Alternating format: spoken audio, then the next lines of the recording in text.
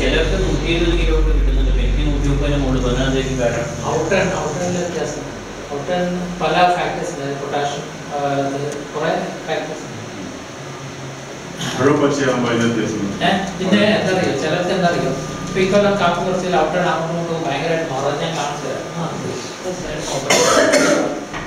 എന്താ പറഞ്ഞാല് ഈ ഡ്രൈ ആയ കോഫി ഉണ്ടല്ലോ, ഡ്രൈ ആയ കോഫി നമ്മൾ പറിച്ചെടുക്കുന്നുണ്ട്. ഇപ്പോൾ കാപ്പി പറിക്കുന്ന ചില ഏജൻസ്, അതായത് ഈ കാപ്പി പറിക്കുന്ന പണിക്കാർ പല തോട്ടങ്ങളും പറയുന്നുണ്ട് ഇപ്രാവശ്യം കാപ്പിക്ക് തൂക്കം കുറവാണ്.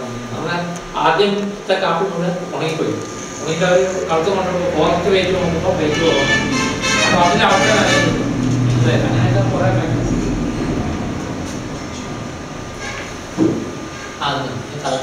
ഇതാ ഞാൻ എടുക്കേണ്ട ക്ലാസ് കേട്ടോ. ഇതാണ് എടുക്കേണ്ട ക്ലാസ്. ഇത് ഒന്നുമില്ല,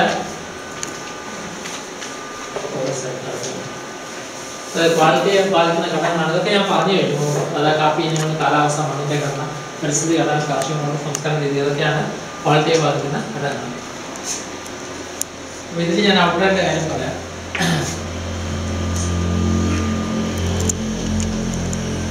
ഇതൊക്കെയാണ് ക്വാളിറ്റി എങ്ങനെ വിലയിരുത്തുന്നതുകൊണ്ടാണ്. അതായത് ഇപ്പം വലിപ്പം ഇത് ചെറിയ താല്പര്യമുണ്ടേ ചോദിച്ചോളൂ. ഇത് വിളവെടുക്കുമ്പോൾ ശ്രദ്ധിക്കേണ്ട കാര്യങ്ങൾ: പായ ഉപയോഗിക്കുക, മണ്ണുമായിട്ടുള്ള സമ്പർക്കം ഒഴിവാക്കുക. ഇതൊന്നും ഇക്കൊല്ലൊന്നും പ്രാക്ടിക്കല്ല, കാരണം നമ്മൾ എങ്ങനെയും പറിച്ചെടുക്കാൻ നോക്കുന്നതൊക്കെയാണ്. കോഫി ടേസ്റ്റ് കൂട്ടാൻ വേണ്ടി അത്യാവശ്യം ഡിക്കോഷൻ കോഫി ഉണ്ടാക്കാൻ വേണ്ടി കുറച്ച് ചിക്കറി മിക്സ് ചെയ്യും. നല്ലതാണോ? ചിക്കറി എന്ന് പറഞ്ഞാൽ അത് ശരിക്കും ആയുർവേദിക് മെഡിസിനാണ്, നല്ലതാണ്, കുഴപ്പമില്ല. അത് ഡൈജഷനൊക്കെ ഹെൽപ്പ് ചെയ്യും, കുഴപ്പമില്ല. അതെന്താന്ന് പറഞ്ഞാല് കുറച്ച് അതിൻ്റെ കോഫിയുടെ ടേസ്റ്റ് വ്യത്യാസം വരും. പിന്നെ ചിക്കറിയോട് ദോഷമൊന്നും. ചിക്കറി എന്ന് പറഞ്ഞാൽ വളരെ ചീപ്പ് മെറ്റീരിയലാണ്. അതായത് ഈ ഇൻഡസ്ട്രിക്ക്, അതായത് കാഫി പൊടി ഉണ്ടാക്കുന്നത് ലാഭമാണ്. കാരണം അതിന് ആകെ കിലോന് 8 രൂപയാണ്. മായാണ് ശരിക്കും. പക്ഷെ അതുകൊണ്ട് നമുക്ക് ദോഷമൊന്നുമില്ല. ഒരു പരിധിയിലും അനുവദനീയമായത് കൂടുതലായാലും മായാവുന്നു, അത്രേ ഉള്ളൂ. ചിക്കറി ശരിക്കും ഇപ്പോൾ എത്ര അളവാണ്, അതിന് കൂടി കഴിഞ്ഞാൽ നമുക്ക് കിട്ടുന്നതൊക്കെ അതിൽ തന്നെ ആയിരിക്കും. അതുകൊണ്ട് ദോഷമൊന്നുമില്ല. ഇത് കാണിച്ചിട്ടാന്ന് വെച്ചാൽ കാപ്പി അധികം ദിവസം കൂട്ടിയത് അതൊക്കെയാണ് കാണിച്ചത്. അത് കൂട്ടിയിട്ട് കംപ്രസ് ധാരാളമായിട്ട് വരും. അപ്പോൾ ഇതുണ്ട് ഇതിനകത്ത് ഇപ്പോൾ നിങ്ങൾ ഔട്ടറിൽ വ്യത്യാസം വരുന്ന ഒരു കാരണതാണ്. പഴുത്ത കാപ്പിയിൽ മോയ്സ്ചർ പെർസെൻറ്റ് 60 to 65% ആണ്. ആദ്യം ഉണ്ടെങ്കിൽ 30 to 40% ആണ്. പച്ച പറിച്ചിട്ട് 68 to ഇപ്പോൾ നമ്മൾ പറിച്ചെടുക്കുമ്പോൾ ഔട്ടറിൽ കുറച്ച് വ്യത്യാസം. നമ്മൾ ഏത് സ്റ്റേജിൽ പറിക്കുന്നുണ്ടെങ്കിൽ വളരെ ഇമ്പോർട്ടൻ്റ് ആണ്. പിന്നെ അത് കൂടാതെ പൊട്ടാസ്യം അളവ് കുറഞ്ഞു കഴിഞ്ഞാൽ അതിൻ്റെ അകത്ത് ഔട്ടറിൻ്റെ പ്രോബ്ലം, അതായത് കാപ്പിക്ക് വെയിറ്റ് കുറവാണ്. അതുകൊണ്ട് പറഞ്ഞു അങ്ങനെ പല ഫാക്ടേഴ്സ് ഉണ്ട് അതിനകത്ത്. പിന്നെ ഈ ഇൻറ്റൻസീവ് കൾട്ടിവേഷൻ നടത്തുന്നവിടെ ഈ ഔട്ടർ കുറവാണെന്ന് പൊതുവെ പറയുന്നതല്ല. അതായത് കച്ചവടക്കാരുണ്ട് ഇൻറ്റൻസീവ് കൾട്ടിവേഷൻ ചെയ്യുന്ന തോട്ടങ്ങളിൽ ഔട്ടർ കുറവാണ്. അതും ഓർഗാനിക് പഴയ നമ്മുടെ ആ രീതിയിലാകുമ്പോൾ ഔട്ടർ കൂടുതൽ കിട്ടുന്നു. 32 കിട്ടുന്നു.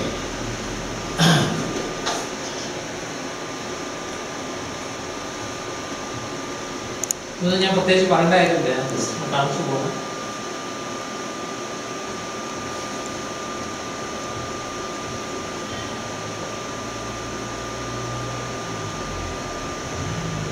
നിങ്ങളുടെ എത്ര 28 ആവട്ടെ? 28, 29.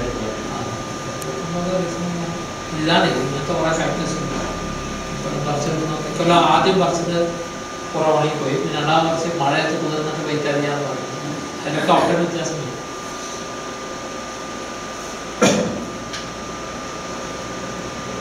ഈ 54 കിലോ ക്രമീകരിച്ച കാപ്പി നമ്മൾ ഗോഡൗണിൽ സൂക്ഷിച്ച് വില വരാൻ വേണ്ടി നമ്മൾ കുറച്ചു നേരം കാത്തു നിൽക്കുകയാണ്.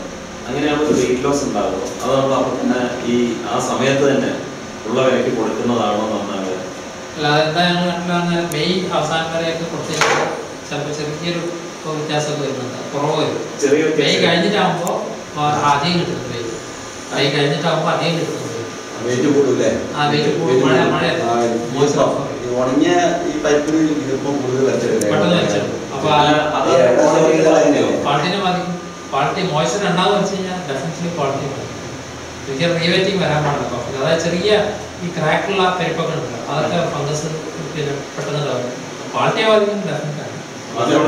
അതാണ് ഈ നല്ല പിന്നെ ക്യൂർമട്സ് ഒക്കെ എക്സ്പോർട്ട് ചെയ്യുന്ന അധികം ക്യൂർമട്സ് ഒക്കെ അവർ നോൺ കോഫി ഏരിയയിലാണ്.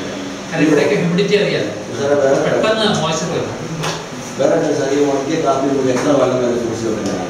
നല്ല ഉണങ്ങിയ കാപ്പി അധികം വെക്കാറുണ്ട്. എന്താ പറയുക, ഒന്നാമത് നമ്മുടെ ഡബിൾ ചാക്ക് ആക്കി വെച്ചാൽ തന്നെ നെക്സ്റ്റ് ഇയർ ആകുമ്പോൾ ബ്ലീച്ച് ആയി. ബ്ലീച്ചിങ് എന്ന് പറഞ്ഞാൽ ഒരു തരം മഞ്ഞ കളർ, വൈക്കോലിൻ്റെ കളറായി. രണ്ടാമത് ഇതിൻ്റെ അകത്ത് ഒരു ബോർഡ് കയറുന്നുണ്ട്. അതായത് ഈ സ്റ്റോറിംഗ് ഫെസ്റ്റ് എന്ന് പറയും. അതായത് നമ്മൾ സ്റ്റോർ ചെയ്ത് നോക്കുമ്പോൾ ഈ അരികൊക്കെ കയറും. അതുപോലെ ഒരു ബോർഡ് കയറിയിട്ട് മുഴുവൻ വരും.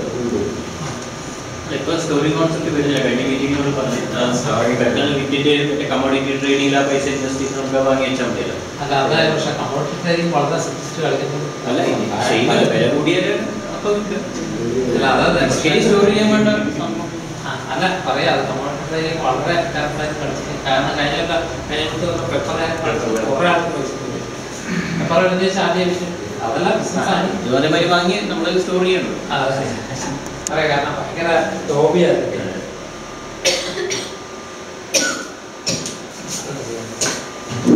മറ്റെന്തെങ്കിലും ഉണ്ടെങ്കിൽ ചോദിച്ചോളൂ.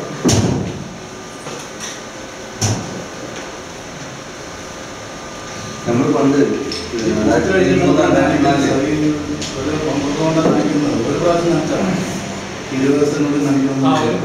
ഭയങ്കര ഡ്രൗട്ടൊക്കെയാണ് ഞാൻ ഒന്നുകൂടെ പറയാറുണ്ട്. പക്ഷെ അതൊക്കെ വളരെ വയനാട്ടിൽ മിക്കവാറും ഏപ്രിൽ എന്തായാലും മഴ കിട്ടും.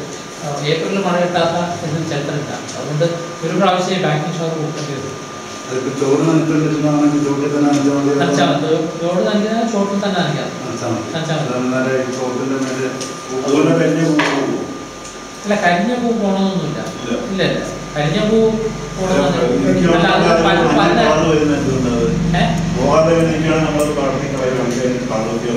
അല്ല കരിഞ്ഞ പൂ എപ്പോഴാണ് പ്രശ്നമില്ല. താഴെ മോയ്സ്ചർ കുറഞ്ഞു കഴിഞ്ഞാൽ അത് പിങ്ക് കളറായിട്ട് നമ്മൾ വീഴും.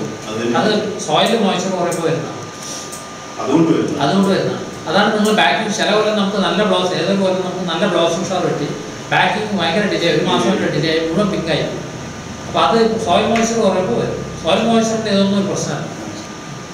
ഈ ബാക്ക് നമ്മൾ മാർച്ച് കൊടുത്തിരുന്നത് അത് കഴിഞ്ഞ് ഏപ്രിൽ ആവുന്ന ഒരു ഡൗട്ടാണെന്ന് വിചാരിക്കുക. അതിന്റെ ഇടയ്ക്ക് കൊടുത്തിട്ടില്ലെങ്കിൽ കുഴപ്പമുണ്ടോ? വീണ്ടും നമ്മൾ റെഗുലർ ചെയ്തിട്ടില്ലെങ്കിൽ കുഴപ്പമുണ്ടോ? അല്ല ഏപ്രിൽ ശരിക്കും പറഞ്ഞാൽ പിന്നെ എന്താ പറയുക, പിന്നെ ഒരു ഇത് ഡ്രൗട്ട് ഉണ്ടെങ്കിൽ കൊടുക്കുന്നതാണ്. അല്ലെങ്കിൽ സെറ്റ് കുറയുന്ന പറഞ്ഞാൽ കരിഞ്ഞൊക്കെ പോകാൻ. പക്ഷേ ഫസ്റ്റ് ബാക്കിങ് കമ്പൽസറി ആയിട്ട് കൊടുക്കും. അത് കൊടുക്കും. അത് കൊടുത്താൽ ഒരു നല്ലൊരു ശതമാനം വരെ ഒരു കുഴപ്പമുണ്ടാവില്ല. എന്റെ പേഴ്സണലായിട്ടുള്ള സംശയം നോക്കിയാൽ ഞാനങ്ങനെ നല്ല വീഴുന്ന സമയത്ത് ഒരു 25 ദിവസം കൂടുമ്പോൾ ഒരു 1.5 മണിക്കൂർ എന്റെ വെള്ളത്തിന് ബുദ്ധിമുട്ടില്ല. അപ്പൊ ഏകദേശം ഒരു 2-4 ദിവസം കൊണ്ട് കംപ്ലീറ്റ് എന്റെ കയ്യിൽ തീർക്കാൻ പറ്റും. അപ്പൊ അങ്ങനെ ചെയ്യേണ്ട ആവശ്യമുണ്ടോ? ചെയ്തിട്ടില്ലെങ്കിൽ അല്ല ഡ്രൗട്ട് ഉണ്ടെങ്കിൽ ചെയ്താൽ നല്ലതാണ്. പക്ഷെ അല്ലെങ്കിൽ കൊടുക്കുന്ന കാര്യം ചെറിയൊരു മഴയൊക്കെ കിട്ടുകയാണെങ്കിൽ ഒരു കാര്യം മഴ കിട്ടിക്കഴിഞ്ഞാൽ പിന്നെ ചെയ്യാറില്ല. ഡ്രൗട്ടിനെ ചെയ്യുന്നത് നല്ലതാണ്. വളരെ ഡ്രൗട്ടുള്ള ഞങ്ങളൊക്കെ ചെയ്യാറുണ്ട്.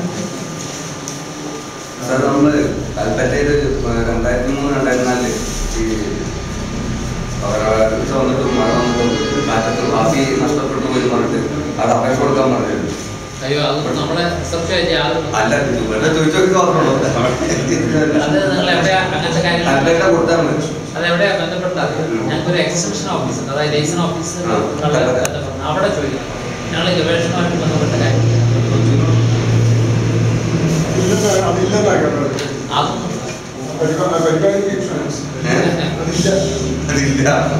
ഈ പൾപ്പിംഗ് യൂണിറ്റ് കണ്ടമാനം വരേണ്ട ഒരു ആവശ്യമാണ് ഈ പറഞ്ഞ. പൾപ്പിംഗ് യൂണിറ്റ് എന്താണെന്നല്ലേ, പൾപ്പിംഗ് ഇപ്പോൾ ഒക്കെ പാൽപ്പിംഗ് ആവശ്യം ഭയങ്കര വിലയാണ്. അത് പിന്നെന്താ